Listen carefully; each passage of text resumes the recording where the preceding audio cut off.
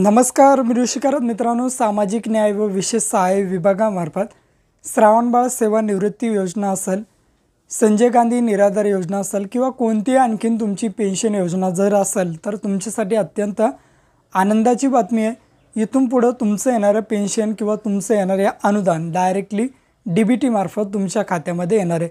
आता व्हिडिओच्या माध्यमातून समोर आपण बघणार आहोत की नेमकं डीबीटी आहे काय।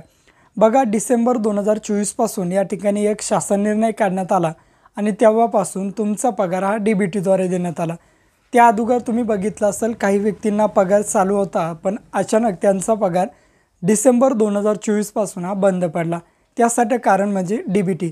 ज्या व्यक्तीच्या आधार कार्डला बँक लिंक नसेल त्या व्यक्तींना हा पगार भेटत नाही। म्हणजेच काय, डीबीटी म्हणजेच डायरेक्ट बेनिफिट ट्रान्सफर। जो लाभार्थी असेल, ज्या व्यक्तीला पगार सुरू झाला असेल त्याच व्यक्तीच्या खात्यामध्ये डायरेक्टली हे पैसे टाकले जातात, कोणीही मध्यस्थी या ठिकाणी नसतं।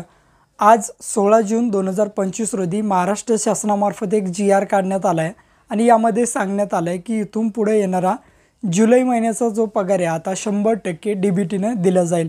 त्यासाठी कुठल्याही प्रकारची या ठिकाणी हलगर्जीपणा केला जाणार नाही।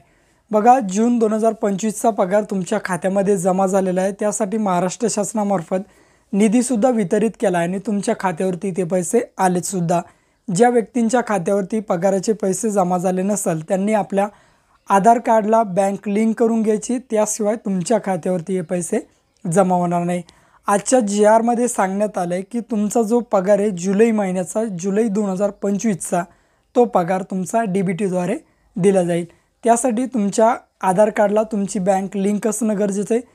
ती बँक तुम्ही तुमच्या बँकेमध्ये जाऊन तुमचा आधार कार्ड, पॅन कार्डची झेरॉक्स वगैरे देऊन लिंक करून घ्यायचं आहे। अशी अत्यंत महत्त्वपूर्ण अशी अपडेट होती। जर तुम्ही ते अपडेट केलं नाही तर तुम्हाला पुढील येणाऱ्या अनुदान किंवा पगारी येणार नाही। त्यासाठी तुम्ही लवकरात लवकर तुमचा आधार बँक लिंक करून घ्यायचं आहे। भेटूया अशाच नवीन व्हिडिओत नवीन माहितीसह। जय हिंद।